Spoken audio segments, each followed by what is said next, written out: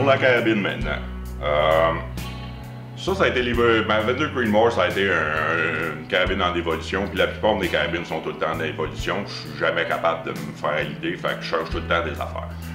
Au début, ça a commencé pour être une carabine qui était pareille comme ma carabine de compétition, pour me servir de backup, puis aussi pour chasser, pour me rendre plus familier avec la plateforme A5, puis le scope avec une réticule Horus. La première année, le scope est parti, j'avais décidé d'essayer un Burris XTR3 parce qu'il était offert avec la réticule Horus. Puis j'ai juste pas été capable de vivre avec les lentilles. Je suis rendu habitué avec des Schmidt & Bender puis des scopes de qualité, puis de regarder à travers une lentille qui a l'air qui tout est embrouillé, j'étais pas capable de vivre avec. Fait que la première modification qu'on a faite dessus, ça a été de changer le scope, puis je suis passé à un Schmidt & Bender PM2, 3 par 20 par 50. C'est la crème de la crème. Il y a 2-3 marques qui sont connues comme les top tier scopes de la planète, puis Schmidt & Bender, c'est parmi ceux-là. Le PM2, c'est un vieux modèle, mais c'est le modèle que toutes les autres copient, puis que toutes les autres essayent encore de battre. C'est celui qui est là depuis le plus longtemps, puis c'est le plus prouvé. C'est pour ça que j'ai été avec ces scopes-là. Les lentilles, c'est d'une beauté. Puis la réticule Horus 59, après quelques années de compétition, je suis rendu totalement familier avec, puis confortable avec. Au point où que je me retrouve dans un scope, puis il n'y a pas un Horus, il manque de stock. J'aime ça avoir ma grid, j'aime ça avoir mes holds sans toucher aux tourelles. Les tourelles, c'est le fun, mais les tourelles, ça servait de ça à la chasse, ça n'a pas d'allure, c'est trop slow. Puis l'autre fait, c'est que je suis rendu à un âge où je vois plus de proche. Les petits chiffres, je les vois pas quand je suis dans le champ, puis j'ai pas le temps de me mettre à compter quand il y a des coyotes qui se promènent. Fait que la réticule H59, c'est ce qui est le plus versatile selon moi. Il y en a plein d'autres qui sont... Il y a plein d'autres réticules qui ont suivi le concept de Horus avec un arbre de Noël puis des points de référence. Moi, j'ai commencé avec le Horus, puis je vois pas de raison de changer parce que quand j'en ai pas vu une autre ou que je regardais à travers que je me sentais plus confortable. La Horus, c'est juste celle que j'ai adoptée, mais il y a plein de bonnes réticules qui vont faire l'affaire. C'est juste qu'à la chasse, imaginez-vous pas que vous allez avoir le temps de dialer. Quand ça rentre, quand ça bouge, tout ça, t'as pas le temps. Il faut que tu aies une bonne référence dans ton scope. Soit un réticule balistique ou bien quelque chose d'encore plus évolué comme la Horus. Pour la carabine, à un moment donné, je me suis tanné de traîner une carabine. Pour la croche, je veux dire. Je me suis tanné de traîner une carabine de 16 livres. Fait que j'ai essayé. Ouais, t'as plus, t'as peut-être 17. J'ai décidé de changer à la crosse. Je voulais pas perdre la forme que j'avais sur ma A5 en arrière pour la grippe, puis aussi pour l'ajustabilité du cheek piece, parce que c'est des gros scopes qui sont montés haut. Fait qu'il faut que tu aies un bon cheek weld. Tu as besoin d'une crosse ajustable. Fait que j'ai été à quelque chose qui était très proche d'une A5, mais faite pour la chasse. Ça, c'est une Macmillan Game Warden qui est en fibre de carbone. Entre les deux crosses, quand j'ai pesé, j'ai 30 onces de différence. Celle que je prenais puis celle-là. Fait que ça demeure une carabine qui est lourde, mais c'est beaucoup plus charriable dans le champ et à travers la neige. Le gros changement à la part de ça a été l'action. Cette année, je suis passé à une action Bighorn. Avant, j'utilisais des actions Borden. La raison que je suis allé pour une Bighorn, c'est que premièrement, le machinage est d'une extrême précision. Fait que les canons peuvent passer d'une action à l'autre, puis ils fitent tout avec un headspace correct. Puis la feature qui était importante pour moi, c'est le bolt head interchangeable. Ça va me permettre d'avoir plusieurs canons pour cette carabine-là. Dépendant de la crosse que je vais mettre, elle va avoir un canon de 2,23 pour me servir en compétition. Elle risque d'avoir un autre canon de 22 Creedmoor aussi pour la compétition. Elle a ce canon-là en 22 Creedmoor pour la chasse.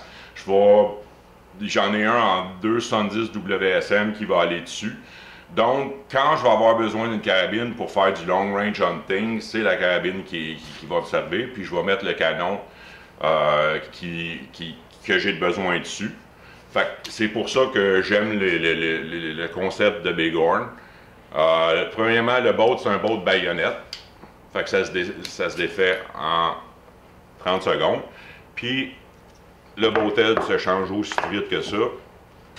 J'enlève celui-là qui est fait pour un calibre standard, puis j'en mets un 2.23 ou de Magnum, puis je me retrouve à être capable de tirer d'autres calibres sans avoir changé l'action, sans avoir changé le bolt.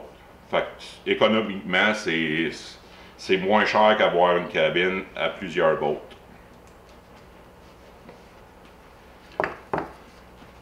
Après l'action, il y a le canon. Le canon, c'est un benchmark 1 en 7,5. C'est un medium Palma de 25 pouces. J'y avais commencé à 26, je les mets normalement à 26, mais quand j'ai changé d'action, j'ai été obligé de couper un pouce sur le canon. Fait que en même temps, j'ai refait le trot.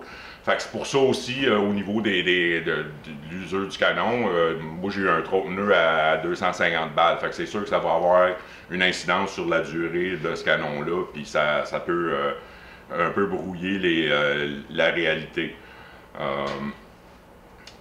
Puis canon benchmark,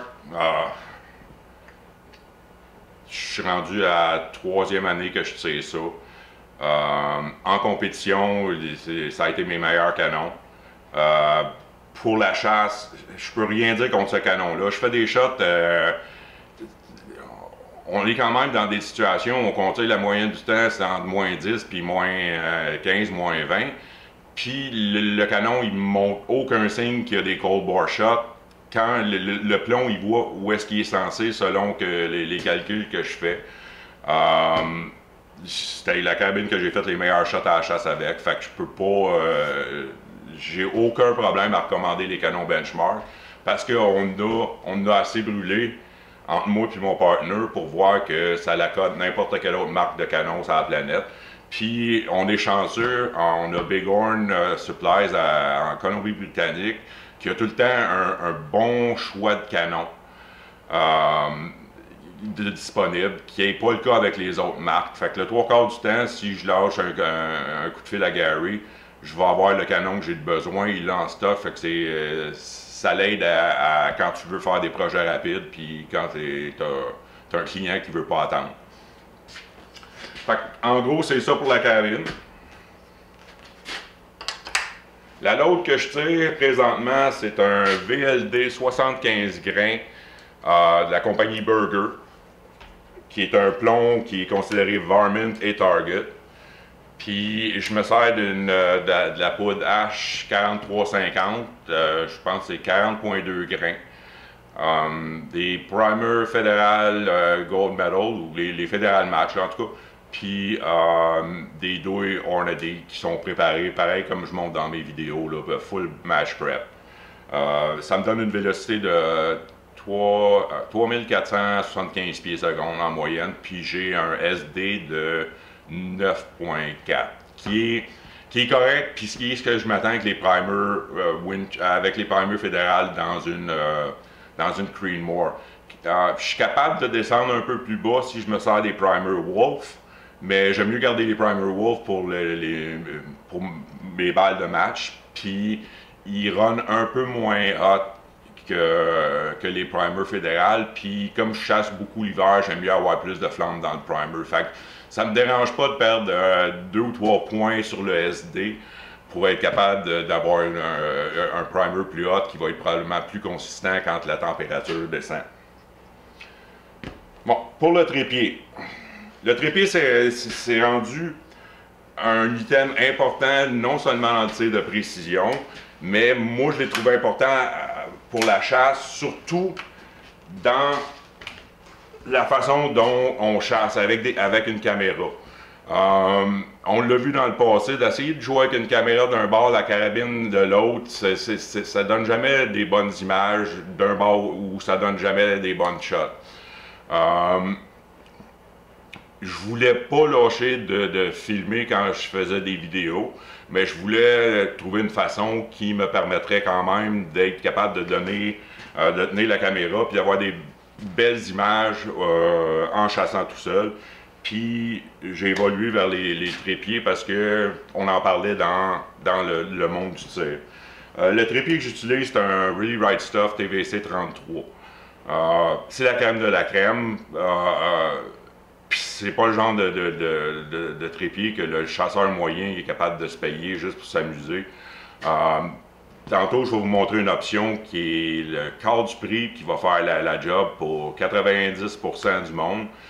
Puis qui va vous permettre à la plupart des chasseurs d'expérimenter puis de jouer avec un trépied, que ça, c'est quelque chose qui est hors de la portée de la moyenne du monde. Moi, j'étais pour celui-là parce que le premier trépied que j'ai acheté l'année passée, celui fait en Norvège par des snipers, il a pas duré, il a duré comme 3 mois de chasse, puis quand à un moment donné, les pattes se sont mis à arracher. Ça m'a fait piquer les nerfs, puis malheureusement, j'avais déjà tiré dans des compétitions sur un Really Right Stuff, puis je me souvenais de la stabilité puis de la solidité de ce trépied-là, fait que c'est pour ça que j'ai fait le move. Au niveau de la tête, de la barre head, quand je chasse, j'ai ce ball head-là qui est un Subway Photo XB42.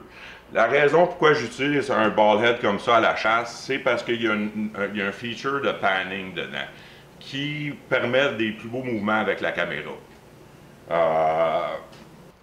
Quand je me sers si je me servais du trépied uniquement en compétition ou uniquement pour la chasse, puis que j'avais pas besoin d'avoir une caméra montée sur le côté, j'ai une tête, le Apex qu'on appelle du trépied, j'en ai un autre, de la compagnie Really Right Stuff. Puis lui, il a un ball head qui est beaucoup plus compact, puis ça donne un trépied qui est beaucoup plus petit. C'est pour quelqu'un qui s'en sert juste pour chasser ou qui fait juste la compétition, c'est un meilleur ball head que ça. Ça l'offre un peu plus de stabilité. Mais comme all around, un ball head comme ça fait une job. Comme vous l'avez vu, bon, une fois que la carabine est barrée sur un ball head de bonne qualité, vous êtes capable de la garder pointée, peu importe la direction, mais vous êtes quand même capable de pivoter avec. Les shots que j'ai pris sur les coyotes en mouvement avec cette carabine-là, c'est les meilleurs shots que j'ai jamais pris sur quelque chose qui bougeait, parce que c'était comme bouger une caméra, puis c'était super smooth. Normalement, quand j'étais tirer quelque chose à la course, sur le bipod, ça marche super mal parce que tu es en train de le twister. Debout, tu as misère à soutenir la carabine. Ça, j'ai jamais passé aussi proche à cause que j'étais capable de le traquer parfaitement puis de concentrer sur la réticule, pas de voir quelque chose qui rebondissait. Fait que c'est pour ça que je dis qu'un trépied, c'est un bon investissement pour un chasseur. L'autre chose à considérer, le monde qui amène des débutants, des novices à la chasse ou des enfants, même un petit gars de 8 ans en arrière de ça, même si la carabine pèse 16 livres, il est capable de faire une shot facile, même s'il est debout. C'est ça la stabilité que le trépied va offrir. C'est moins rapide à utiliser, puis c'est pas aussi, je dirais, c'est pas aussi vite et instinctif que si tu as juste un trigger stick que tu peux bouger avec la carabine.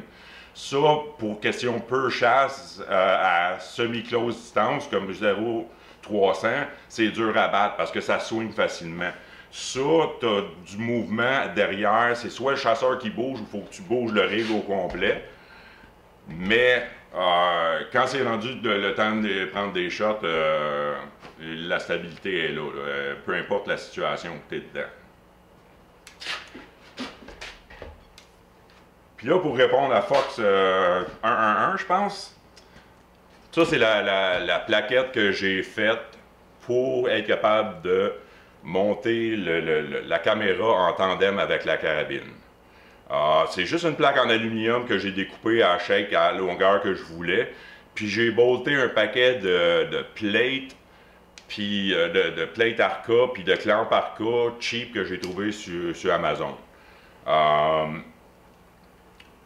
C'est ça. Puis en plus, j'ai rajouté un bout de bois pour pouvoir mettre mon zoom control sur la tête du pivot. Puis finalement, le move que j'ai fait cette année, c'est que j'ai mis un petit, ça s'appelle un leveling head. Ça, j'ai pris le plus cheap qui se trouvait sur Amazon. Puis ça, c'est que ça me permet de faire, c'est d'aligner ma caméra puis l'axe de mon scope à la même place pour que quand je regarde quelque chose dans le scope, la caméra soit alignée là. Je me suis planté sur un ou deux vidéos là, avec ça qui n'était pas bien aligné. Puis l'année passée, quand j'avais pas le leveling head, c'était tout le temps une question de chimer ou de tasser la caméra pour essayer de l'avoir en bonne position. Tandis qu'avec ça, ça prend 30 secondes.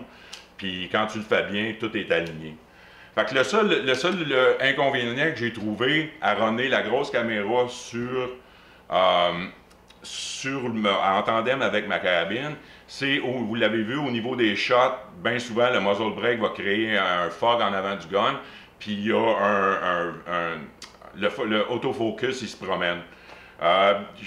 Faut que j'essaye de penser au moment de la shot, dans les prochaines fois, d'éteindre le autofocus. C'est juste que quand le coyote qui est là, puis qu'il y a plein d'autres affaires en tête, des fois, tu penses pas à peser à toi et piton. Fait que je vais essayer de faire mieux dans le futur. Mais je suis à la chasse, puis des fois, je commence à penser plus au gibier qu'à ce qu'il faut que je fasse au niveau du vidéo. Fait que là, on va passer au coyote. Le dernier coyote que j'ai tué sur cette terre-là, puis il en reste d'autres en passant. C'est ça, ce coyote-là, c'est la même journée que le dernier coyote que vous venez voir. On savait qu'il y en avait un autre qui traînait dans le champ, mon chum l'avait vu. Quand je suis arrivé là, j'ai fait quelque chose que je fais jamais. Je suis allé en arrière de la ferme avec mon truck voir ce qui se passait dans le champ. Puis le coyote, il était à 500 mètres. Puis il a vu mon truck, puis il a monté dans le champ. Fait que par le temps que je suis débarqué, puis je suis allé me placer sur la fosse à fumier, il y avait un cirque qui se passait sur la ferme. Mon chum Frank était avec moi avec son chien qui courait partout. Il y avait un truck de bois qui déloadait un chargement de bois. Il y avait du bruit partout. Puis en me plaçant, j'ai réussi à voir le coyote qui arrivait et qui rentrait dans un fossé à longue distance. Fait que je me suis assis là et j'ai attendu, je pense, 1h30. C'est drôle d'appeler ça une chasse. Tout le long, il y avait soit Frank puis Steph. Le chien, on jasait, on regardait ce qui se passait. Les coyotes s'en venaient puis on jasait. Puis il y avait du vent. Fait que je m'étais comme mis une limite de 500 mètres ce soir-là. Je savais que le vent, il était pas mal plus fort dans le champ que où ce que j'étais placé. Puis ils se sont emmenus, les deux à la même place. C'était le coyote noir qui est passé dans le vidéo du matin. Puis un autre, j'ai l'impression que c'est un autre petit mâle qui traînait autour parce que le gros mâle il avait été pogné le matin. À un moment donné, je sais pas pourquoi, j'ai dézoomé quand c'est venu le temps de faire le shot. Fait que on voit juste un petit point noir. Mais c'est ça, la 22 Creedmoor a fait la job. C'est la plus longue shot que j'ai jamais pris sur un coyote. Le premier shot que je l'ai frappé était à 500 mètres. J'ai tenu pour 500 mètres. Puis j'ai tenu un demi-mills devant. Puis j'avais besoin de tenir un mills. Je l'ai pogné à peu près à 6 pouces en arrière. À tomber. Là, j'ai essayé de tirer l'autre. Pendant que je m'occupais de l'autre, j'ai demandé au gars de checker pour être sûr qu'elle ne se relève pas. Quand elle s'est relevée, je me suis mis à tirer sur elle. J'y donnais un demi puis, parce que j'avais frappé à un demi, mais j'avais besoin d'un mills. Puis de la façon dont elle était placée, je l'ai manqué comme 3-4 fois. Le dernier coup, elle s'était éloignée un peu. On l'a rangé à 5,60 quand je l'ai frappé. Puis là, mon wind call était parfait. Elle était de face, j'y ai mis ici, puis je l'ai frappé en plein centre du nez. Fait que c'est ça. C'est pas le meilleur vidéo de chasse, mais ça montre que ce calibre-là, puis dans les mains de quelqu'un qui sait tirer, c'est assez hallucinant que ça peut faire. De tirer un coyote de 15 à 20 km de vent, puis d'avoir fait la shot, mais ma 243, c'est des shots que j'aurais pas essayé, même avec la 220 Swift. Là. Fait que c'est pour ça. C'est ce qui m'a porté à faire cette vidéo-là sur la 22 Creedmoor pour en parler un peu. On n'a pas d'énormes quantités de coyotes de tuer avec, mais on est rendu à plus que 10, puis c'est ça. Ça fait un job comme peu d'autres calibres que j'ai joué avec. Fait que, dernière vidéo, puis on retourne à la chasse. Il y a d'autres coyotes qui ont été spottés sur cette terre-là. Fait que je vais sûrement m'y retrouver, puis encore assis sur la fosse à fumier, puis essayer de faire des belles shots. C'est des conditions idéales à cette place-là. On peut voir loin, puis les coyotes, ils le savent. Il y a qu'on tourne la terre, il n'y a plus aucune chance de coller là-dessus. C'est juste, c'est du sniping à ce point-ci. Fait que, bonne chance à tous, puis on se reparle prochainement dans la prochaine vidéo.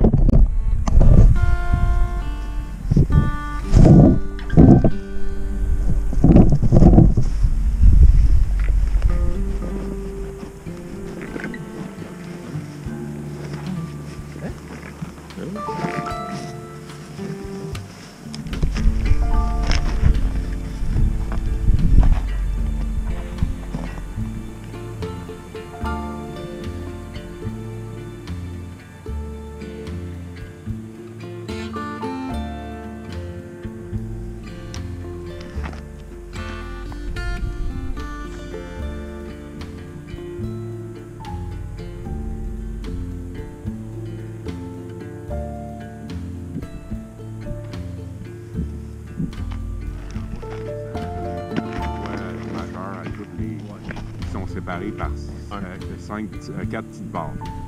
3 chaque barre. Non. Ben, En descendant. ouais.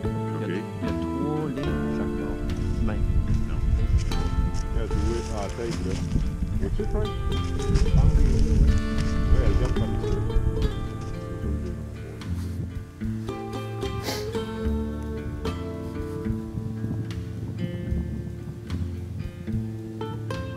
Tu sais, mettons. Quand est couché, là, faites plus de bruit, ils sont tous les deux là.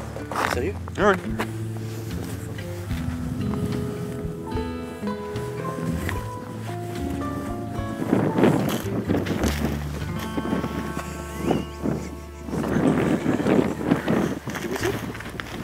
Ils bougent, là.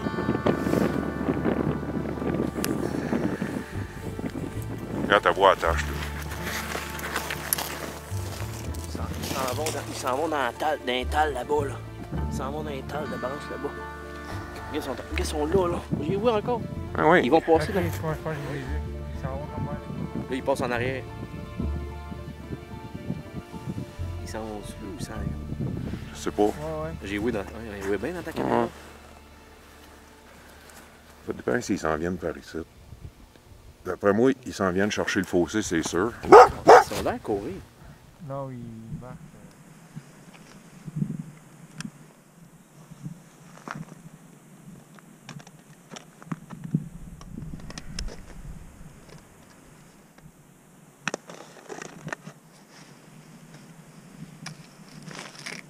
Ils nous sentent pas de là, pas?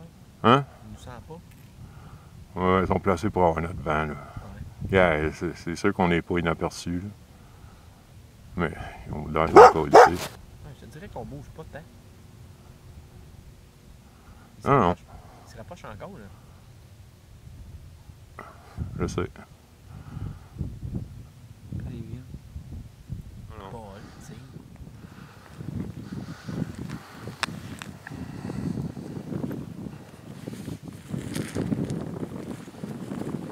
S'ils seraient à notre touffe d'arbre, là. Le premier.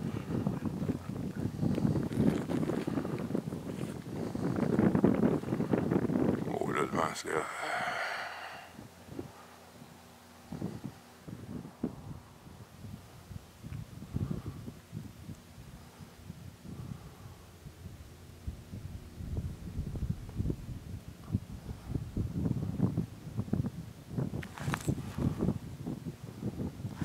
Hein?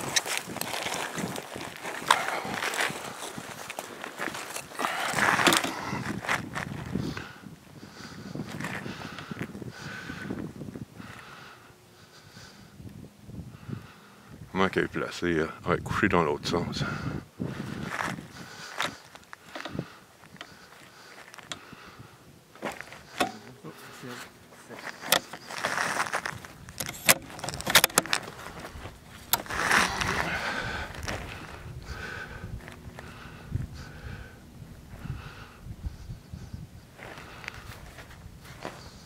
reviennent, toi.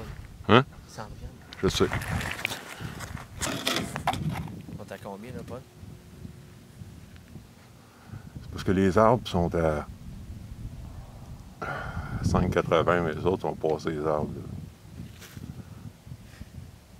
Si, buddy. Ils sont à peu près à 600. D'après moi, ils veulent suivre le fossé. L'autre, il a fait la même chose le matin. Puis on devrait les revoir sortir là. S'ils ressortent là au fossé, c'est 500. Loin des branches, là, sont... Ah oui, je le vois là. Il est ce côté ici, là. Ouais.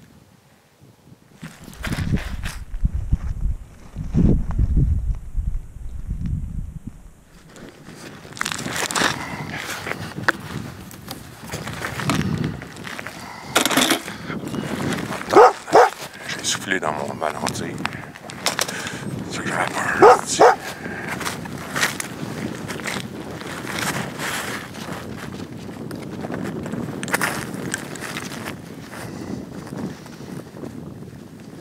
Regardes-tu?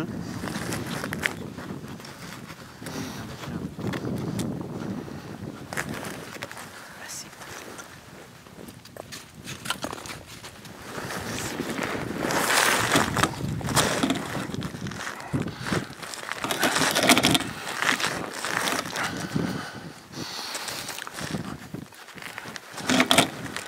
Elle va arrêter où que j'ai tiré l'autre tantôt.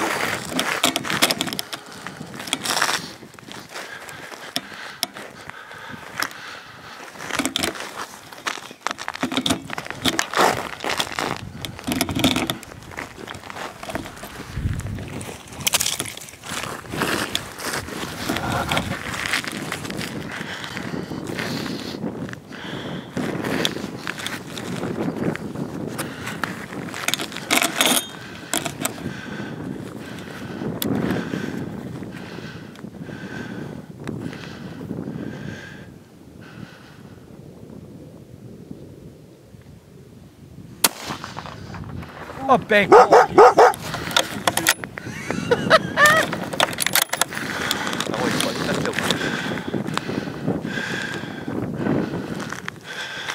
Elle bouge encore à ce port de ville.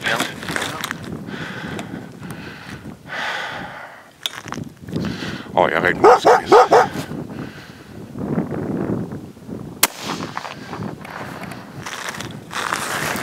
L'autre s'est relevé, Paul. Non. Je vois, c'était... Ça en va comme...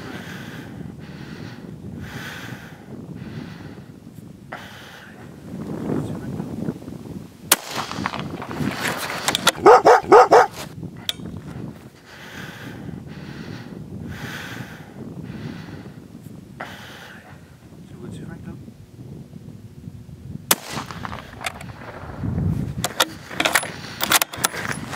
Es-tu encore de ce côté-ci? Non.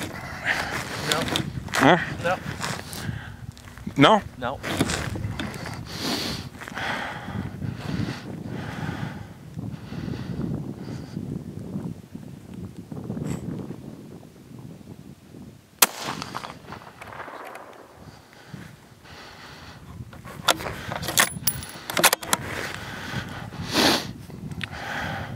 Reste là. Tu restes.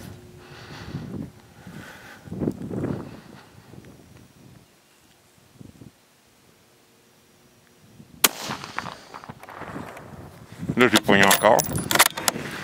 Regardez. Ouais.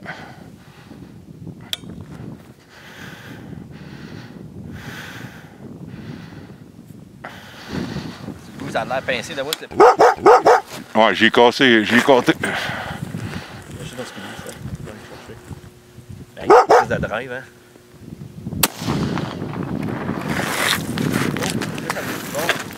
Non, je l'ai pincé, là. Quand j'avais 10 balles. Ça drive, mon Paul! Good shot! Bon, attends une minute, là. Le drive a été tempé, là. Viens ici, buddy. Ouais. Viens ici, buddy. Je l'ai pogné en arrière, un peu trop en arrière, j'ai pas donné assez de vent. L'autre, il est rendu où? Il est là-bas, là. Essaye-les. Voilà.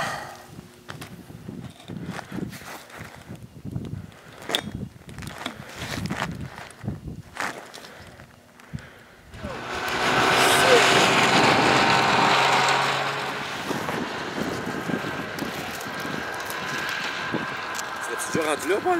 Hein? Serais-tu déjà rendu là? Moi, non. Tu gagé? Ouais.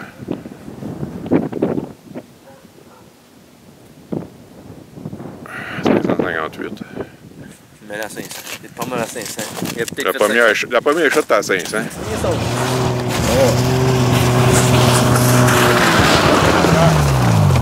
Elle est belle encore.